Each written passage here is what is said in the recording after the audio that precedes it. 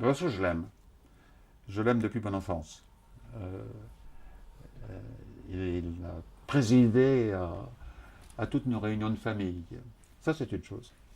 Et puis aussi, je l'aime parce que il passe pour, euh, pour très effacé. Et c'est vrai qu'il l'est. Il est lié, en général, à une idée selon laquelle il serait transparent au mauvais sens du mot, c'est-à-dire presque inexistant. Or, je crois qu'il y a une très grande force chez, chez Saint Joseph, mais une force inversement proportionnelle à l'éclat. C'est un homme qui ne se manifeste pas dans l'éclat. Il se manifeste dans la discrétion toujours, mais c'est d'une véritable force. C'est le silence, premièrement. C'est la fidélité totale. C'est l'accueil sans réserve de l'impossible.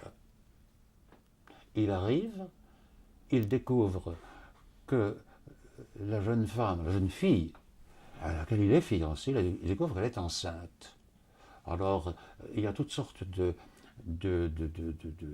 discours pour dire comme c'est bien, comme c'est merveilleux, il a fait confiance tout de suite. Non. Je crois que Saint Joseph, d'ailleurs ça se sent très bien dans l'Évangile, je ne dis pas qu'il n'ait pas fait confiance, mais il a considéré que sa femme, enfin sa jeune femme étant enceinte, ça veut dire que quelqu'un s'est uni à elle. Et ce quelqu'un, ce n'est pas lui. Donc, il veut la renvoyer en secret. Silence, générosité, souffrance extrême. Et c'est un homme qui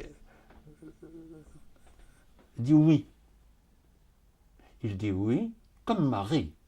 Marie dit oui à l'ange, fiat, qu'il m'advienne selon ta parole. Joseph n'a pas ne reçoit pas cette grâce d'une parole aussi claire. C'est en songe qu'il reçoit la parole de Dieu à travers l'ange. Donc, il y croit.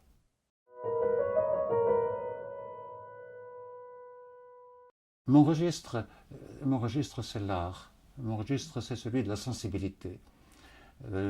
En tout domaine, la peinture, bien sûr, et les arts plastiques. J'ai vécu au milieu de pratiquement toute ma vie.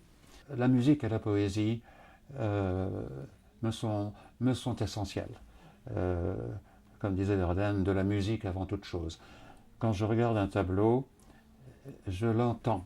Vous voyez, déjà, j'ai dit je l'entends d'une manière musicale. Et comme j'aime à me promener, comme je suis un homme de la nature aussi, j'ai butiné dans le jardin merveilleux de Saint-Joseph, le jardin de ceux qu'il évoquait en peinture, en, en musique aussi, et en sculpture, mais surtout en peinture. Je me suis abstenu d'évocations trop fréquentes de la poésie, et si j'avais pu ne pas l'éviter, je l'aurais fait, car j'aime énormément la poésie. Donc le choix, c'est moi-même qui l'ai fait, qu'il ne m'est advenu. Évidemment, euh, comme je connaissais tout de même un peu la vie de Saint Joseph, telle que les évangiles nous la narrent, je me suis laissé guider par des œuvres qui ponctuaient les différents moments de ce que l'on sait, au moins, de la vie de Saint Joseph.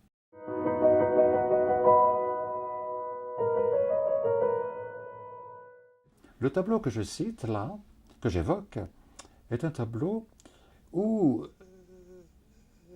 la personne de Saint Joseph est tout à fait capitale. La Vierge est assise, vêtue de blanc et de bleu.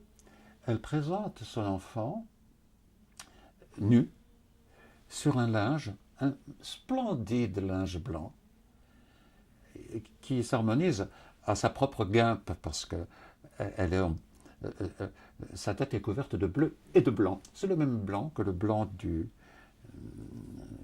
linge sur lequel l'enfant nu est étendu.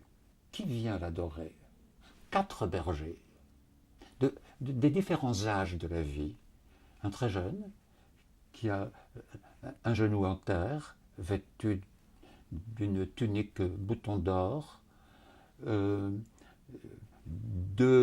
hommes, bergers toujours, debout, d'âge moyen, un vieil homme, non loin du plus jeune, il a de très beaux cheveux blancs, qui lui aussi a un genou en terre et qui baise ce qu'on appelle, il baise le linge. Or ce linge blanc, c'est aussi le linceul dans lequel cet enfant sera enroulé 30 ans plus tard, quand il sera mort. Et c'est aussi ce qu'on appelle le corporal. Le corporal, c'est le linge que baise le prêtre à la messe. Et Saint Joseph, debout, au milieu du tableau, derrière les autres, debout, montre d'une main disproportionnément grande, mais c'est exprès, Poussin connaît les proportions, il montre ce qu'il faut regarder. Et ce qu'il faut regarder, ce n'est pas l'enfant, c'est le corporal, symbolique du linceul dans lequel sera cet enfant. Saint Joseph, dans ce tableau, insiste en montrant le corporal, le linceul, le corporal, ses bergers. Il insiste sur le caractère eucharistique de cette scène et sur le caractère sacerdotal de ces hommes qui ne sont pas prêtres.